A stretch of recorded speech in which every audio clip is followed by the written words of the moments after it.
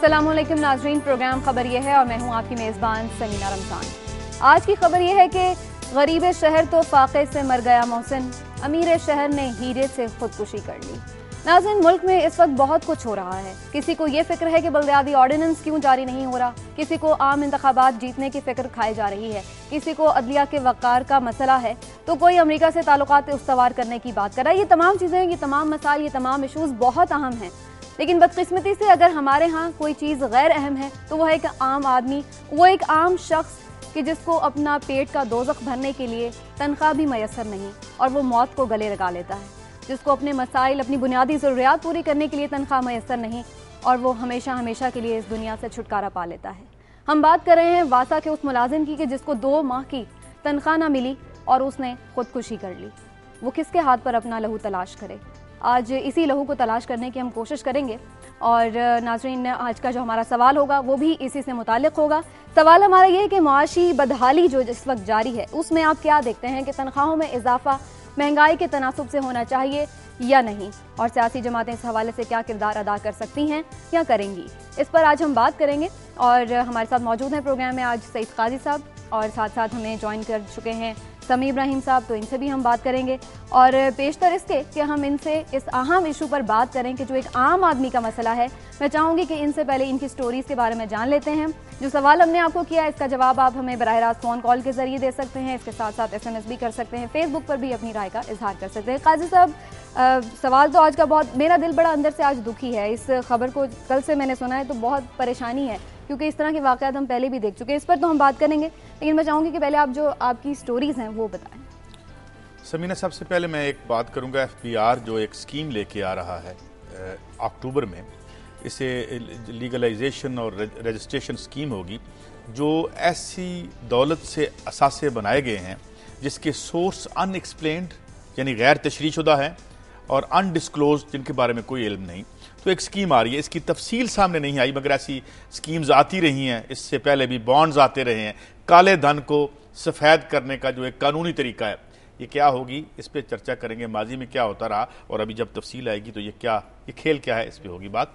और बल्दिया टाउन की इंक्वायरी जो हुई है उसमें बड़ी खौफनाक डिटेल्स सामने आई हैं, जो अभी तक बातें सामने आई हैं कि कैसे वो लोग 300 मर गए, उसका जिम्मेदार कौन है, इस पर बात करूँगा। और फिर आखिर में स्टोरी तो अच्छी है, अगर हमारे लिए अच्छी हो सके, कि जो गैस डिस्कवरी हुई है 300 से 400 बिलियन मकब फुट जिसे कहते हैं, वो गैस हमें मिली है। लेकिन क्या ये गैस जो अगर हम निकाल भी लें, अव्वल तो निकाल लेंगे, और अगर निकाल लेंगे तो क्या आवाम के मफाद में इस्तेमाल होगी या लोगों के मुनाफों के जो वो उसको करें, इस पे बात करेंगे। बहुत ज़बरदस्त स्टोरीज हैं भी आज सईद काजी साहब के साथ, इनसे तो बात करेंगे। समी इब्राहिम साहब, आज आप क्या लेके आएंगे? समीना, आपने बहुत सारी चीज़ों का जिक्र किया। एक तो आजकल एक बड़ा अफसोसनाक वाक़या हुआ, वो गुस्ताखाना फिल्म का। पूरी इस्लामी दुनिया में उस पर एहतजाज और हम सब के दिल भरे हुए हैं। लेकिन एक और अफसोसनाक वाक़या भी हुआ कल हैदराबाद में। एक ताजर के ख़िलाफ़ मुकदमा दर्ज कर लिया गया तौहीन अदालत का, तौहीन रिसालत का, लेकिन कोई एविडेंस नहीं है कि उसने नबी पाक सल्लल्लाहु अलैहि वसल्लम की शान में कोई गुस्ताखी की हो। हाँ, अलबत्ता उसने चंद लोग जो हड़ताल करवा रहे थे उस वक्त उनसे ये कहा कि वो इस हड़ताल में शरीक नहीं हो सकता, लेकिन पर्चा उस पर दर्ज हो गया तौहीन रिसालत का। इस पर बात करेंगे कि ये टॉलरेंस का लेवल क्या है और किस तरफ हम जा रहे हैं। फिर बात मैं करूँगा डॉक्टर्स की स्ट्राइक की। यंग डॉक्टर्स दोबारा स्ट्राइक पर हैं, लेकिन उनके जो मामलात हैं वो हल होते हुए नज़र नहीं आ रहे। और दूसरी तरफ बहुत सारी अहम अद्वियात, काजी साहब, जो ज़रूरत दिल के मरीज़ों को जिनकी ज़रूरत है, पागलपन में जो लोग हैं उनको ज़रूरत है, वो मार्केट से गायब हो गई हैं। और गायब करने की वजह ये है कि जो मालकान हैं वो उनकी ज़्यादा कीमत चार्ज करना चाहते हैं। और फिर बिल आखिर सुप्रीम कोर्ट ने ये फ़ैसला कर लिया और हदायत की है FIA को और IG पुलिस को कि वो जो फैसल रज़ा आबदी, पीपल्स पार्टी के रहनुमा, पिछले कुछ अरसे से टेलीविजन पर आकर बात करते हैं और बार बार वो ये कह रहे हैं चीफ जस्टिस साहब से कि मुझे अदालत में बुलाएं, लेकिन चीफ साहब ने अदालत में नहीं बुलाया। उन्हीं इदारों को जिन पर वो बहरहाल कई दूसरी तहकीकात में इजहार कर चुके हैं कि उन्हें उन पर एतमाद नहीं है, उनसे कहा है कि ज़रा अदालत ने यह कहा है कि तहकीकात करके हमें बताया जाए कि फैसल रज़ा आबदी तौहीन अदालत के मुर्तकिब तो नहीं है। ठीक है तो आज इम्पॉर्टेंट स्टोरीज हैं समी इब्राहिम साहब के पास भी, लेकिन जो मेन स्टोरी है जैसे कि हम लोगों ने जिक्र किया कि वैसे तो ये एक शख्स की खुदकुशी है, लेकिन क्या ये सिर्फ वाकई एक शख्स की खुदकुशी है? क्या इसकी जिम्मेदारी हम सब पर आयद तो नहीं होती, हुकूमतों पर तो आयद नहीं होती? इस पर हम तफसील से बात करेंगे, लेकिन एक छोटे से ब्रेक के बाद हमारे साथ।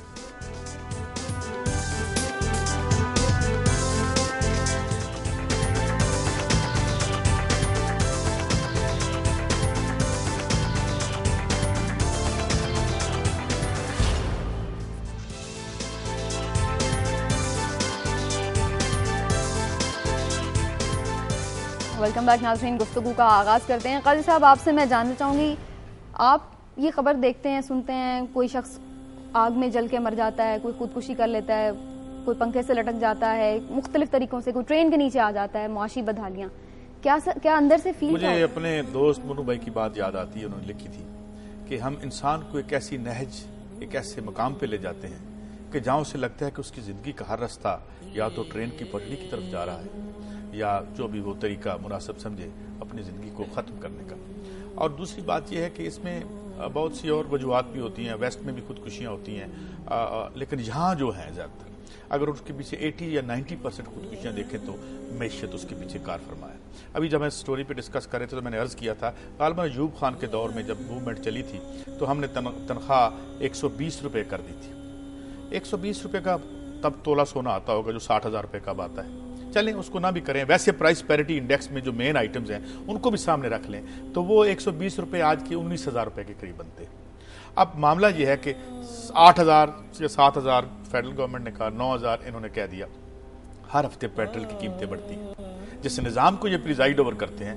हर हफ्ते आप, और जब पेट्रोल और डीजल की कीमतें तो सब चीजें बढ़ती हैं, सब चीजों की कीमतें बढ़ जाती हैं। तो अब चूंकि आपकी तनख्वाह घर में बैठे सुकड़ती रहती है, लेकिन आपके बच्चों के पेट नहीं सुकड़ते, उनकी भूख नहीं सुकड़ती, उनकी ज़रूरतें नहीं सुकड़ती। तो फाइनली क्या, ये जो आज पर्टिकुलर वाक़या समी साहब और हम सब ने टेकअप किया है, इसमें आप देखेंगे कि खबर ये है कि तनख्वाह उसे मिल गई, लेट मिली, 2 महीनों की 18 तारीख को मिली। मिलने के बाद भी उसको आसरा नहीं मिला। वो तनख्वाह उसे उस मौत से नहीं बचा सकी जिस मौत का वो आखिर कार शिकार हो गया। उसे शायद अगला महीना फिर याद आ गया, या फिर वो अपनी अजियत, आपके हाल की अजियत जब जिंदगी की लुत्फ और लज्जत से बढ़ जाती है। जिंदगी से बड़ा कोई तोहफा नहीं है जो खुदा ने इंसान को दिया हो, इससे भरपूर एक्सपीरियंस कोई नहीं है।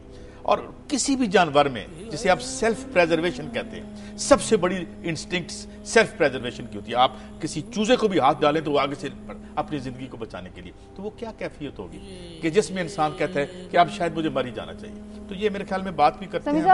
गरीब शहर तो फाके से मर गया फाके से। काजी साहब ने बड़ी खूबसूरत अंदाज में वो सारा बयान किया। मेरे पास ये चंद लाइनें हैं जो उसने ख़त लिखा। अब्दुल वहीद, मेहंदी मोहल्ले में वो रहता था। उसने कहा ख़त में, काजी साहब वो लिखता है, नहीं चाहिए मुझे 18 सितंबर की तनख्वाह, मालिक मकान किराया मांगता है, दुकानदार तंग करते हैं, बेटे की यूनिफॉर्म भी नहीं थी, फीस का टाइम ख़त्म हो चुका था, किताबें नहीं थी, मेरे बेटे ने 3rd ईयर में होना था, तनख्वाह ना मिलने की वजह से उसको काली से निकाल दिया गया। अगर वो मुझे बर वक्त मिल जाती तो मुझे खुदकुशी ना करना पड़ती। मेरे बाद कई और भी हैं जो खुदकुशी का सोच रहे हैं। मेरी मौत की जिम्मेदार वासा इंतजामिया है जिन्होंने बर वक्त तनख्वाह नहीं दी। आखिरी लाइन है, मेरा बिजली का बिल भी डबल हो गया। कहाँ जाए आदमी? बस इसमें सारी बातें उसके दर्द और दुख और तकलीफ की लिखी हैं। वासा की तरफ इशारा किया उसने। वासा भी उसी निज़ाम का हिस्सा है जिसके तहत हम रहते हैं। तो ये निज़ाम है और इस निज़ाम को प्रिजाइड ओवर करने वाले हैं जो हमें कभी कतरा कतरा छोटी छोटी मौत देते हैं और कभी हम जो है वो छलांग मार के अपनी ज़िंदगी ख़त्म कर लेते हैं, जैसे इसने करी। अब देखें उसका आशो। आज जब मैंने स्टोरी देखी तो हम काम कर रहे थे इसी पे, तो मैंने जब बात सुनी उसकी और ये ख़त की लाइनें देखी तो एक मंजर मेरे सामने बना कि क्या वक्त आ गया, क्या वक्त होता होगा वो समीना, जब इंसान देखे कि ये ज़िंदगी जैसी खूबसूरत चीज से हाथ छुड़ा के आदमी मौत की तरफ जाता है, उसके बच्चे का दुख देखें, उसकी बिजली का बिल देखें। हम बढ़ा देते हैं बिजली का बिल बढ़ाने की, फिर हम बड़ी लॉजिकल और अंग्रेजी की मोटी मोटी इस्तिलाहें लाते हैं। वो फला मंडी में ये हो गया, कुछ नहीं हुआ फला मंडी में। और ये हमारे जो वारदात है वो चल रही है, बिलियंस ऑफ रुपीस दाएं बाएं हम रोजाना करते हैं। अभी मैं आऊंगा अपनी स्टोरी पे, लीगलाइजेशन ऑफ एसेट्स जो लेके आ रहे हैं और इंडिविजुअल की जिंदगी, ये है इशू।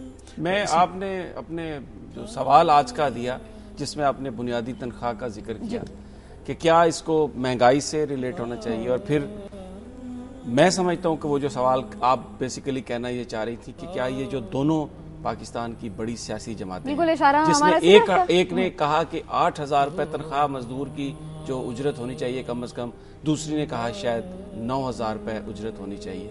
मेरा आज पार्टी के लीडरों से सवाल नहीं है, मैं आज सवाल पार्टी वर्कर से करता हूं, उन लोगों से करता हूं जो इन पार्टियों के साथ वाबस्ता हैं। किस तरह आप ये जुल्म और नाइंसाफी होने की इजाजत दे रहे हैं?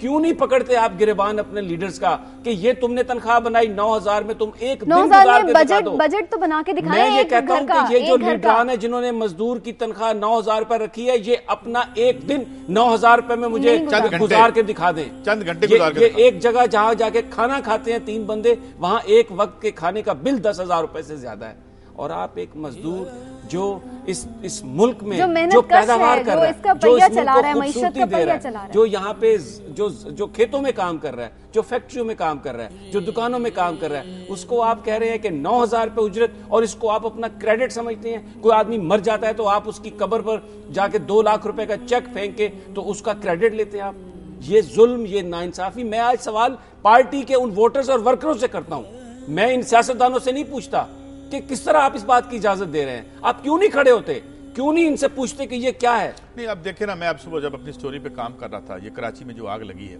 कराची में 3-4 पार्टी थी, पीपल्स पार्टी है, MQM है, ANP है, और तो मेरे ख्याल में कोई काबिल जिक्र पार्टी नहीं है। जमात इस्लामी इलेक्शन नहीं लड़ी थी। अब इनमें से कहाँ जाए वो? इन सबको तो वो देख चुके हैं। चौथी तो पार्टी कोई नहीं वहां पे, there is no other party. अब इन्हीं में से कुछ चूज करेंगे ना वो।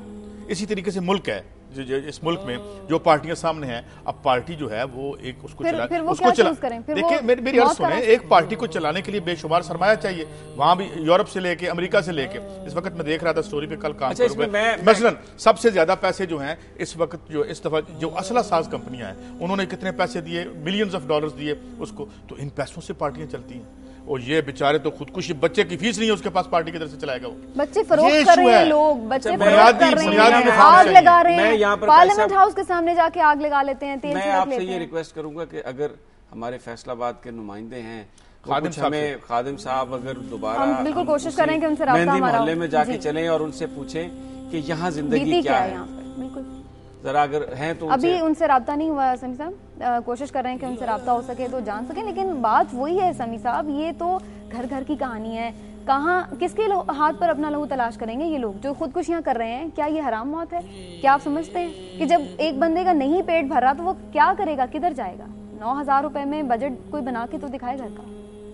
और अच्छा, इसमें यह भी था कि तनख्वाह लेट मिली मगर मिल गई, और मिलने के बाद देखिए ये बेबसी आप देखें, इवन वो जो तनख्वाह उसे मिली है वो उसके मदावा नहीं कर सकी उसको। और जो खास तौर पर देखें, आप शायद खुद भी भूखे रह लेते हैं जब आप बच्चे को फीस नहीं दे सकते, आप कितना गिल्टी फील करते हो।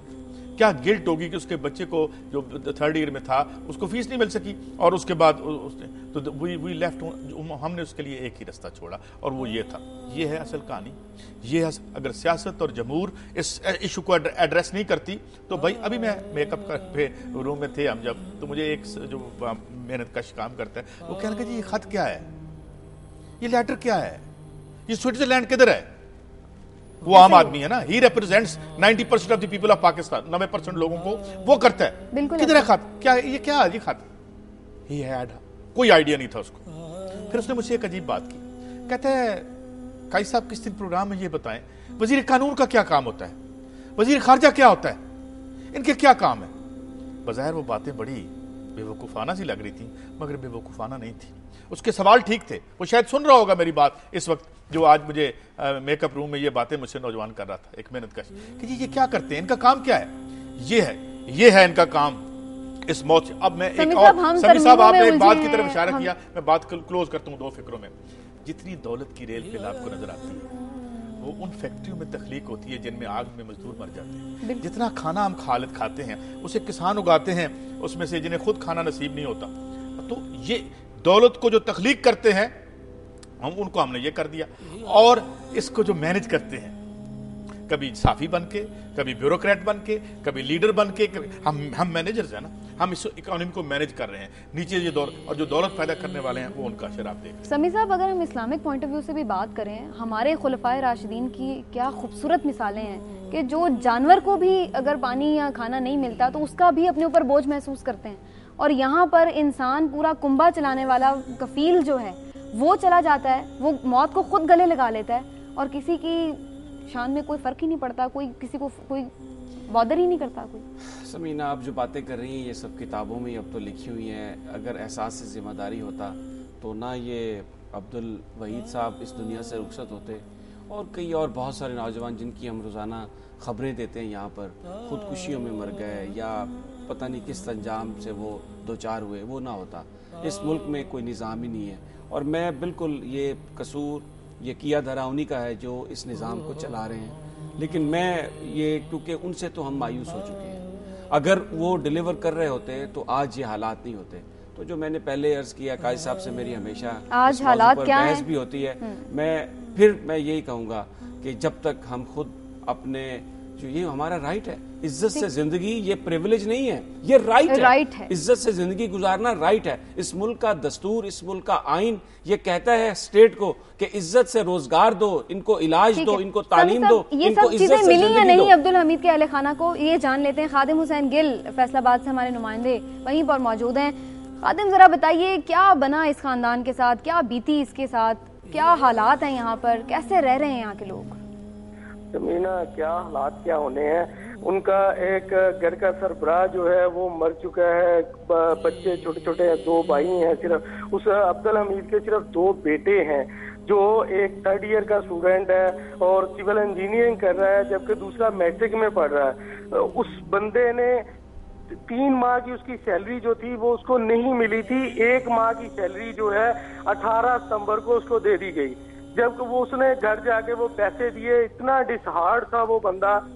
उसके बुरसा से जब मेरी बात हुई तो उनका कहना था कि वो इतना परेशान था कि घर गया, घर जाके अपने बेटे को कहा कि ये लो पैसे और अपना दाखिला जमा करवा दो, बस आगे अल्लाह हाफिज।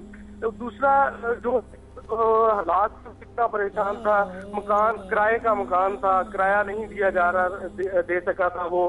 किराने की दुकान से 3 माह जिस बंदे को सैलरी ना मिले, जिस बंदे का गुजारा ही एक लिमिट अमाउंट होती है कि इसमें बजट इतना है, उसकी सैलरी इतनी है, जिस बंदे को वो पैसे ही ना मिले 3 माह तक, और वो बंदा क्या करेगा? आखिर में आके उसने खुद ही करनी है, जैसे कि अब्दुल हमीद ने कर लिया।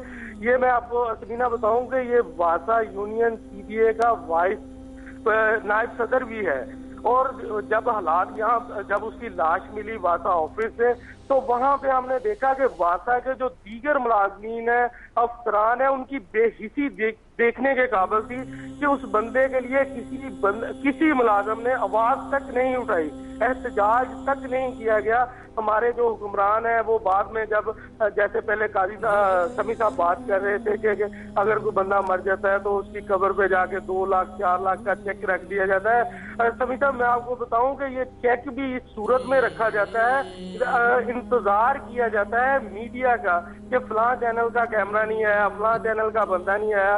सिर्फ ये सारा कुछ जो किया जाता है, बाद में ड्रामा किया जाता है, और वो सिर्फ तस्वीरें बनवाने के लिए किया जाता है। और उस चेक के जो रकम है वो भी मिलने में इतना टाइम लग जाता है, जो ये अनाउंस करते हैं इमदाद वगैरह, उसको लेने में भी अहले खाना ख्वार हो जाते हैं। खादिम, आपसे कुछ पता चल सका आपको कि इस मेहनतकश की तनख्वाह कितनी थी?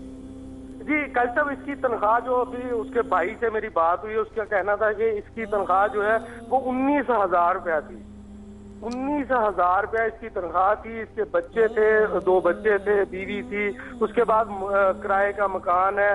शहर में रहता है, मेन शहर मेहंदी मल्ला गली नंबर 1 का रहती है ये। लेकिन 19,000 रुपये में अगर देखा जाए, जिसके बच्चे भी पढ़ते हो, जिसका घर का मकान का किराया भी देना हो, सारा कुछ करना, 19,000 रुपये में वो क्या करेगा? इस हवाले से उसके जब मुस्लिम लीग नून के यहाँ MPA है, वो वाइस चेयरमैन है वासा का, उनको बनाया गया। उन्होंने कल ऐलान कर दिया कि इसका जो बेटा है मुदस्सर, उसको वासा में मुलाजमत देने की कोशिश की जाएगी, दिलवाने की कोशिश की जाएगी।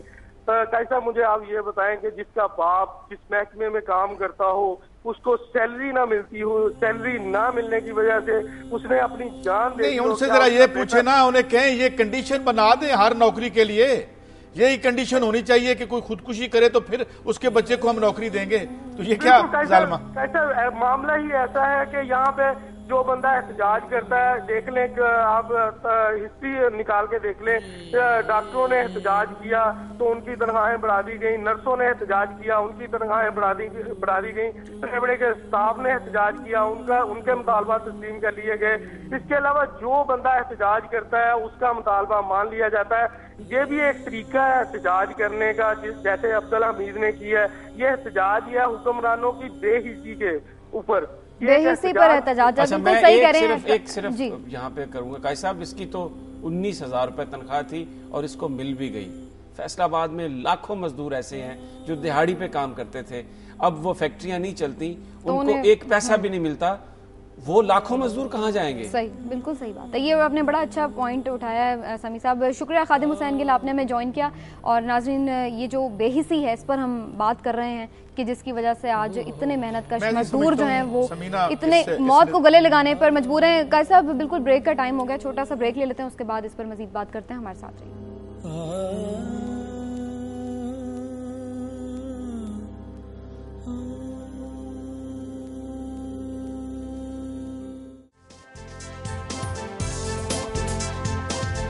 वेलकम बैक नाज़रीन। माशी मुश्किलात हमें कहाँ ले जा रही हैं, इसी पर हम बात कर रहे हैं और एक कॉलर है हमारे साथ, उनसे बात कर लेते हैं। अनवर साहब अमेरिका से हमें ज्वाइन कर रहे हैं। जी अनवर साहब, क्या कहना चाहेंगे? अस्सलाम वालेकुम। वालेकुम अस्सलाम। दो चीज बात छोटी छोटी कहनी थी कि हमारे जो सदर मोहतरम है उनको चाहिए था कि फौरन किसी को नॉमिनेट करते और इस्लामी ममालिक में भेजते, ताकि और इस्लामी ममालिक के जितने सरबराहान हैं उनसे उनको हेलो जी कहिए जी, उनको ये बताते भेजते कि भाई ये इस्लामी कॉन्फ्रेंस करो, और हमारी जो वजीर खारजा आ रही हैं उनको भी कोई एजेंडा है उनका, यहाँ पे आके प्रोटेस्ट करें, और हम लोग का यहाँ घर से बाहर निकलना मुश्किल हो गया। अच्छा, यानी आप वो गुस्ताखाना फिल्म के हवाले से बात कर रहे हैं हम लोगों को? जी, क्योंकि मैं मार्केटिंग का आदमी हूँ, मेरा रोज का मिलना होता है लोग। ठीक है, शुक्रिया आपका अनवर साहब। गुस्ताखाना फिल्म का जैसे कि आपने भी अपने उसमें जिक्र किया था, प्रोटेस्ट हो रहा है, एक अफसोसनाक है। इसमें गवर्नमेंट ने ऐलान भी किया है कि वो फ्राइडे को यौम आशिकाने रसूल होगा। उनकी जो बात है, बिल्कुल ये बात सही है कि जो इस्लामी दुनिया है, जो हमारे हुक्मरान हैं, इनको ये टेकअप करना चाहिए इशू वेस्ट के साथ कि आप आज़ादियों के नाम पर हमारी दिल आज़ारी नहीं कर सकते। आपकी वो आज़ादी हमें काबिल कबूल है जो रिस्पॉन्सिबिलिटी के साथ है। आपकी आज़ादी का ये मतलब नहीं कि आप हमारे अकाबरीन और हमारे जो बुजुर्ग हैं आप उनके बारे में इस तरह की गुफ्तगू करें। ये बिल्कुल मैं अनवर साहब की इस बात से मैं एग्री करता हूँ। और जो उन्होंने ये बात कही कि वो मार्केटिंग के आदमी हैं और अब उनकी ज़िंदगियाँ तंग हो गई हैं वहाँ पर, गालबन जो वो फिल्म, जो अब इसका दूसरा पहलू है सारे एपिसोड का, फिल्म बनाने वाले भी यही चाह रहे थे कि कोई रिएक्शन इस तरह का आए इस्लामी वर्ल्ड से कि जिसकी वजह से वो ये साबित कर सकें कि मुसलमानों के साथ दोस्ती नहीं की जा सकती, और वो एक बड़े इंतहा पसंद। रिएक्शन कैसा होना चाहिए था? मैं अर्ज किए देता हूँ, अभी कल हम इस पर बात कर चुके हैं, हमारे साथ एक जहाँ पे दानिश्वर भी मौजूद थे। 15 तारीख को, मैं एक मिसाल देता हूँ आपको, 15 तारीख को जो पुर्तगाल में 40 शहरों में रिकॉर्ड टूट गए, एक बहुत बड़ा मुजाहरा हुआ उनके सिस्टम और उनके निज़ाम के खिलाफ। ये जो खौफ है वेस्ट को, और ये जो समर आ रही है, इसमें खुद इकोनॉमिस्ट लिखता है कि इस दफ़ा की जो समर है यूरोप में, जो गर्मियों का मौसम है, खासा गर्म होगा। आप देखेंगे कि उनको खौफ है कि वो अब इस चीज़ के अलावा अपनी आवाम को कुछ बेच नहीं सकते। उनके अपने सिस्टम उस मकाम पे पहुंच गए हैं जैसे हमारे हालात हैं, और अब वो इसको, मैं ये समझने में हक बजानब समझता हूँ उन लोगों को जो ये समझते हैं कि ये करवाया जाता है, ये हमारी दिल आज़ारी की जाती है, क्योंकि फिर वो खौफजदा करते हैं अपने लोगों को बिला वजह कि जी आप, जैसे खत की बात है, खत आ गया, खत चला गया, खत चला, ये वो खत तो होगा बड़ा अहम होगा, ये भी बड़ा अहम, तो लेकिन असल मामला नीचे से क्या है, ये तो मेरे ख्याल में हमें इसको इस पहले से भी नहीं, फिर देखना चाहिए। लेकिन इसको जो उन्होंने वो बात की है कि अगर इंटरनेशनली सब यूनाइट होकर एक फोरम पर इस पर प्रोटेस्ट कर के बारे में हमको सबको पता है कितनी वो फाल भी कितनी है, कितना और वो वेस्ट की जो सबसर्वियंस है पाकिस्तान इस्लामी हुक्मरानों की, वो क्या करेंगे ये हम आज तक देखते रहे। मैं अगर आप इजाजत दें तो ये जो अभी स्टोरी समी साहब और आपकी जो स्टोरी थी कि कैसे 19,000 के लिए सारी उस बेचारे की जिंदगी चली गई, तो दौलत इतनी भी कम नहीं है बाज़ मकामात पे कि एक स्कीम की जरूरत पड़ गई है। और वो स्कीम क्या है? वो स्कीम है लीगलाइजेशन ऑफ एसेट्स, जो है ये FBR इसे लॉन्च कर रहा है और इसका नाम है tax registration and investment scheme 2012। अच्छा, इसमें क्या है? इसमें यह है कि जो अगर आपने 2 नंबर तरीके से पैसे कमाए हैं और आपका 2 नंबर खास तौर पे बाहर के मुल्क में जो लोगों ने एसेट्स बनाए हैं, तो वो कुछ अभी इसकी तफसील नहीं आई कि उन्हें कितना टैक्स और कितने पैसे देने पड़ेंगे और उसके बाद वो लीगल हो जाएगी। अच्छा, ये इससे पहले भी खेल होता रहा है। तो ऊपर अगर आप देखें तो अगर ये इस स्कीम के बाद ही पता चल जाएगा कि कितने कितने अरब का किस किस का यूरोप में फ्लैट है और कितने पैसे दे के उसने लीगलाइज करवाया है। तो अब ये देखें, इसको जरा कंट्रास्ट करके देखें समीना कि 19,000 रुपये हमने दे दी। अब हमने पूछा नहीं है, इसका हम मिजानियां कर सकते थे कि 4-5 मिनिमम बुरे से बुरे मकान का वो 5-6 हज़ार रुपया किराया देता होगा। फिर उसके बच्चे की फीस कितनी थी, फिर वो बीमार भी लोग हो जाते हैं, उसकी ग्रासरी कितनी थी। एक तो ये मामला है। ऊपर क्या है कि ऊपर वालों को हम टैक्स हॉलीडे दे रहे, क्या एसेट्स लीगलाइज कर रहे हैं उनके, और एसेट्स ये निकलेंगे। अभी ये तो सरीन जुल्म है समी साहब। मैं जो कॉलर नहीं, ये बिल्कुल इनकी बात सही है, ये जुल्म नहीं होना चाहिए। लेकिन मैं जो कॉलर ने जो बात की कि जिसकी वजह से उन्होंने बताया कि उनकी जिंदगियां बड़ी तल्ख हो गई हैं, मैं एक और पहलू भी उजागर करना चाहता हूं। मैंने अपनी स्टोरी में भी ये बात बताई। ये बिल्कुल जो रिएक्शन है ये ठीक है, होना चाहिए। मुसलमानों को अगर नबी पाक सल्लल्लाहु अलैहि वसल्लम की शान में कोई गुस्ताखी करता है, उनके बारे में नाजेबा कोई चीज़ है, तो उस पर बिल्कुल ये हमारा फ़र्ज़ बन जाता है कि हम उस पर रिएक्ट करें। लेकिन एक और वाक़े की जानिब मैं आपकी तवज्जो दिलाना चाहता हूँ काजी साहब। हैदराबाद में हुआ ये, एक मुसलमान ताजर, उनको तौहीने रिसालत के मुकदमे में मुलज़म नामजद कर दिया गया, उनके खिलाफ पर्चा दर्ज कर लिया गया। उन्होंने जो पुलिस हवाले हैं वो ये कहते हैं कि ये एविडेंस नहीं है कि इन्होंने शान रिसालत में गुस्ताखी की हो, कोई इसका एविडेंस नहीं है। लेकिन जो चंद लोग वहां पर हड़ताल करवा रहे थे, उन्होंने इनकार किया कि मैं अपनी दुकान बंद नहीं करूंगा, मैं हड़ताल में शरीक नहीं होऊंगा। सवाल यह है कि क्या हड़ताल में शरीक ना होना तौहीन रिसालत है? ये जो टॉलरेंस का लेवल हमारी सोसाइटी में आ गया है, ये क्या ये भी कोई मुनासिब है? सही है, बिल्कुल ठीक।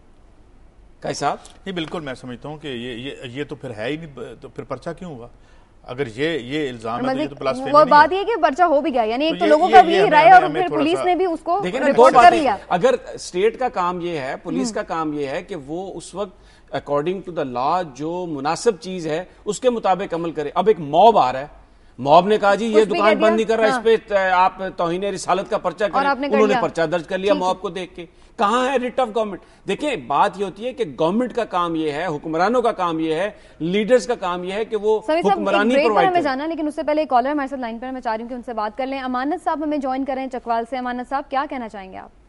हाँ जी, हमारा ये है जी कि अगर इतनी इश्क रसूल है तो कादरी साहब को ये छोड़ दें और इस्लामी कवानीन जो है उसके नफाज का ऐलान करें। ये है इश्क रसूल।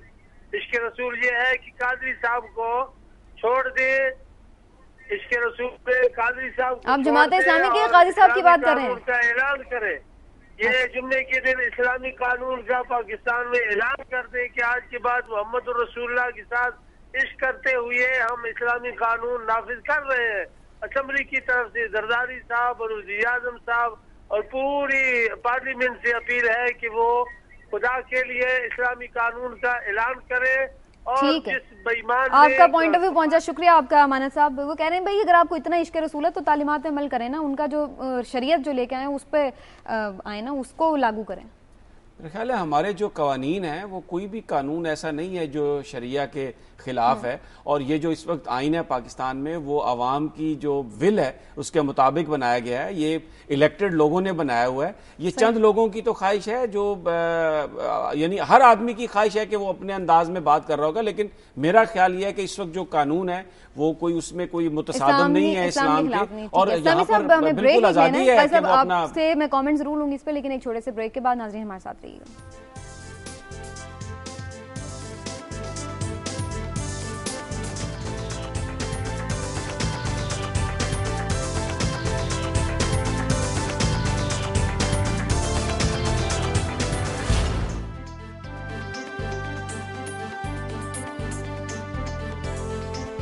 वेलकम बैक नाज़रीन। कॉलर हमारे साथ, उनसे बात करते हैं। शबीर साहब ने हमें ज्वाइन किया कसूर से। जी शबीर साहब, आप क्या कहना चाहेंगे? अस्सलाम वालेकुम जी। वालेकुम अस्सलाम। मैडम मैं कसूर से बोल रहा हूँ। यहाँ फैक्ट्री मालकान जो है 6000 से ज्यादा तनख्वाह नहीं देते, तो आप तो 9000, 7000 या 8000 की बात कर रही हैं। इतने तो पैसे वो देते ही नहीं है। वो कहते हैं जाके हुकूमत से ले लो। सही। तो क्या करे बंदा? वहाँ वो कहते हैं फारिग हो जाओ, जाओ जहाँ से मिलती है वहाँ जाके नौकरी कर ले। ठीक है, सही कह रहे हैं आप शबीर साहब, बिल्कुल सही कह रहे हैं। शुक्रिया आपका। वही ये बात देख लें, जिसका हम जिक्र यही कर रहे देख लें कि वो जो मुकर्रर करते हैं एक पाल्ट्री सम, एक मीगर सम, एक जिसके शर्मनाक हद तक कम रकम, वो भी इंश्योर नहीं कर सकते। गुड गवर्नेंस जिसे हम कहते हैं। और बहरहाल मेरी एक स्टोरी, और ये जो मैं एक सेकंड इसी एक कॉलर और हैं, अगर आप इस पे रिस्पॉन्ड करना चाहते हैं। मैं इस पर सिर्फ ये कहना चाहता हूँ कि यही वजह है इस चीज को छुपाने के लिए कि हम मजदूर को 5000 तनख्वाह दे रहे हैं, 6000 तनख्वाह दे रहे हैं। ये जो मीडिया में आप दूसरे सारे नॉन इश्यूज देखते हैं ना, इतनी ज्यादा धूल उड़ाई जाती है कि जो असल इशू है उसकी तरफ तवज्जो रह जाता है। सही है। अमेरिका से हमें ज्वाइन कर रहे हैं हुमायूं साहब, इनसे बात करते हैं। जी हुमायूं साहब। हुमायूं साहब, आपको मेरी आवाज आ रही है? शायद लाइन ड्रॉप हो गई है। हुमायूं नहीं, वो हैं लाइन पे हैं। जी हुमायूं साहब, आप अपना टेलीविजन आवाज कम करके तो हमसे बात कर लें। हेलो जी जी हुमायूं साहब, आपकी आवाज आ रही है, आप कहिए क्या कहना चाह रहे हैं?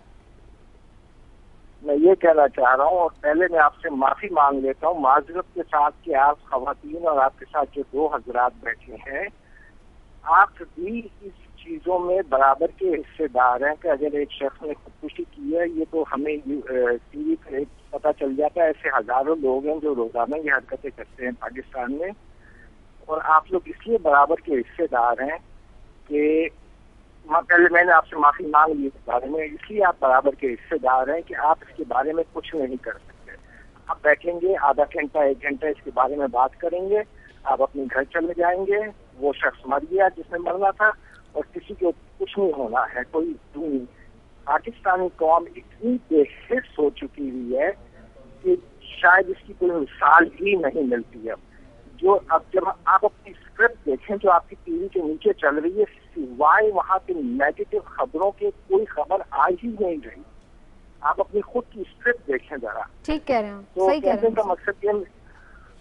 शुक्रिया आपका हुमायूं साहब, आपका बहुत शुक्रिया, आपने हमें कॉल। ये जो एक बात कर रहे हैं, मुझे तो उसमें वो कोई गलत बात जो नहीं लग बात रही। की है ना, इंतहाई उन्होंने अपने गमों गुस्से का इजहार किया इस बात पे कि जो अहम इश्यूज हैं उनसे नजरअंदाज किया जा रहा है, और उन्होंने हमें इसका मुर्द इल्जाम ठहराया है। उसमें हमारी जात से उनकी मुराद नहीं है, वो ओवरऑल तमाम लोगों को समझते हैं कि सिस्टम में डिटीरियोरेशन का बायस है। लेकिन मैं उनकी खिदमत में सिर्फ यही अर्ज करना चाहता हूँ कि आज उन्होंने भी आकर बात की, वो सिर्फ यही कर सकते थे, अपने गमों गुस्से का इजहार, और हम भी इस पर बात कर रहे हैं। और इस बात करने का मकसद ये है कि वो लोग, जो करोड़ों लोग जो इस प्रोग्राम को देख रहे हैं, वो उन तक ये बात पहुंचे और अरबाब इख्तियार तक भी ये बात पहुंचे। तो हो सकता है किसी के दिल में कोई नरम गोशा पैदा हो जाए। अगर नहीं भी होता तो वो लोग जिनका ये राइट है वो खड़े हों, वो आके अपना राइट मांगे। उनके साथ जो जुल्म हो रहा है, हम उस जुल्म की बात इसलिए कर रहे हैं कि वो इस जुल्म के खिलाफ आवाज उठाएं। अच्छा, ये तो आवाज उठाएं, और ये ऊपर चोरी चकारी करते रहे जो ऊपर बैठे हुए हैं। मैं जरा अपनी खबर जरा सुनिएगा। ये जो बल्दिया टाउन में आग लगी है, इसमें जो हमारे जो जज साहब ने फरमाया है, वो कह रहे हैं जनाब कि यहाँ पे जो कोई कानून लागू नहीं होता, और 10,000 फैक्ट्रियों के लिए 5 लेबर ऑफिसर्स हैं, और अगर इसको तकसीम करें कि वो रोज़ाना भी अगर दौरा करें तो कितने साल बाद एक फैक्ट्री का आता। फिर एक और वो जो ऑफिसर है, उन्होंने ये फरमाया कि जी हमने फेडरल गवर्नमेंट को कुछ तजावीज़ दी थी, अगर वो मान लेते तो ये लोग ना मरते। अलाज़ल क्यास, इसमें जो पहली जो इब्तदाई हेयरिंग हुई है, इसमें अंदाज़ा हुआ है कि पूरी तरह एक नेग्लिजेंस है और मजदूर को जो है वो हालात पे छोड़ दिया गया है। अब ये जो अभी इन कॉलर्स ने बात की थी, ये जो गवर्नमेंट आज बैठी हुई है, ये मजदूरों की गवर्नमेंट थी। मजदूरों ने इसको इन प्लेस किया था 1970 में भी, 5-6 दफा इसको पावर में लेके आई है, और आज ये इनके दौर में ये हो रहा है। ये लोगों ने अब क्यों नहीं लोग मजरू हैं। हजूर, अगर आप हुमायूं साहब सुन रहे हैं वहां पे, ये तो हमेशा निकले, 86 में निकले, इससे पहले 70 में निकले, इसके बाद 18 अक्टूबर 2007 को निकले, और फिर जिस दिन बेनजीर शहीद उस दिन निकले। और ये अब वो इतने मजरू हैं, लीडरशिप ने इतने धोखे दिए इन लोगों को कि वो अपने घरों में बैठ गए। ऊपर से उनके उस जख्म पे मजीद जख्म हम लगाते हैं हर हफ्ते। पेट्रोल की कीमतें बढ़ा के। तो अवाम क्या करें? They did there part. हमेशा उन्होंने अपना शिवलरस रोल तारीख में प्ले किया है, मगर ये वोट अवाम से लेते हैं, सौदे बाहर कर लेते हैं और फिर लोग खुदकुशियां करते हैं। This is the story. ठीक है, लंदन से एक कॉलर हमारे साथ फैसल साहब, उनसे बात करते हैं। फैसल साहब, क्या कहना चाहेंगे आप? अस्सलाम वालेकुम। मेरा कहने का था कि हुजूर पाक सल्लल्लाहु अलैहि वसल्लम की जो शान में जो फिल्म आई है, हम अमेरिकन प्रोडक्ट्स का क्यों नहीं बाइकआउट शुरू कर देते कि मजीद इसके रैलियां निकाल दें। आप ये देखिए, हर किसी आदमी के पास आईफोन है, ब्लैकबेरी है, आपके स्टेशन में भी हर किसी के पास होगा। इन सब चीजें का प्रॉफिट जो है वो सब अमेरिकन कंपनीज को जा रहा है।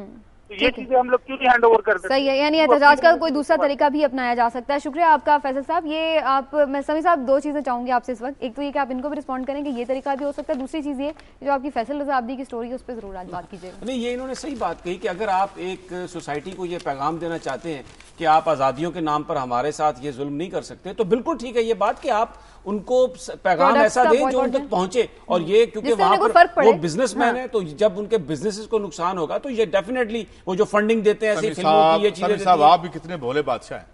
अपने असासे दूसरे मुल्कों में वाइट करने के लिए जो स्कीमें ला रहे हैं, जो अपने अरबों के पैलेसेस जो हैं उनको लीगलाइज, इनका इशू है ये ब्लास्फेमी हो हुजूर सल्लल्लाहु अलैहि वसल्लम की बात कर रहे हैं। यार आम आदमी को छोड़ें, जो असला आम आदमी खरीदता है अमेरिका से। ये आईफोन आम आदमी देख रहे हैं। मैं आपको ये कह रहा हूं कि आपकी सबसर्विएंट रूलिंग क्लास जो अमेरिका के बल पे यहाँ बैठी हुई है, जिसके एसेट्स उधर हैं, वो क्या वो रूलिंग क्लास को नहीं कह रहे हैं, वो आवाम को कह रहे हैं। अच्छा, आवाम आईफोन खरीदता है, 35,000 50,000 का फोन आवाम खरीदता है। और भी बहुत सारी प्रोडक्ट्स इंपोर्ट का डिसीजन आवाम करते हैं। किस चीज का? ठेके आवाम को मिले। अगर आवाम मार्केट से नहीं, यार गरीब आदमी तो सिर्फ 2 रोटी खरीदता है, ये 19,000 वाला, 6,000 वाला। उनका मकसद शायद उनका मकसद है। मैं उनसे यही अर्ज करना चाह रहा हूं कि जिनके मफाद उससे जुड़े हुए हैं, जिनकी किकबैक्स उधर से आती है, जो ये समझते हैं कि हुक्मरानी जो है वो वाशिंगटन डीसी का फेरा लगा के होती है, वो क्या करेंगे बेचारे? ठीक है, ये बात आपकी सही है। उन लोगों से अब वक्त हमारा खत्म हो गया। मैं चाह रही थी आज वैसे कि बात हो जाए। रजा अब्दी साहब बड़ा उन्होंने टीवी पे आके शो लगाते हैं, चीफ जस्टिस साहब की पूरी एक वो फाइल उठाई हुई है तमाम जजेस की, और कहते हैं और हर चैनल पे आते हैं कि मुझे बुलाएं। लेकिन सुप्रीम कोर्ट के जजेस में अब मैं अगर ये कहूं कि इतनी हिम्मत नहीं है तो मुझे बुला लेंगे, मैं गरीब आदमी हूं। फैसल रजा अब्दी साहब की माशाल्लाह बड़ी करिश्मेटिक पर्सनालिटी है, न जाने कहां से आए हैं वो और किस तरह सियासत में उतर रहे हैं। कहते हैं इम्पोर्ट एक्सपोर्ट का उनका कारोबार तो बहुत लोगों का होता रहा है, हम देखते रहे हैं। के बारे में बात तो सुन लिया करें, बीच में आप सुप्रीम कोर्ट के सामने आप फैसल रजा अब्दी साहब को खड़ा कर देते हैं। प्रोग्राम का खत्म हो गया। आप इस डिस्कशन को फिर किसी वक्त हम करेंगे। शुक्रिया आपका गाइस साहब, समीर साहब, आपका भी शुक्रिया। और नाज़रीन, यही था हमारा आज का प्रोग्राम। अभी हम आपसे इजाजत चाहेंगे, कल इंशाल्लाह फिर आपसे मुलाकात होगी। अपना फीडबैक जरूर दीजिएगा। अल्लाह हाफ़िज़।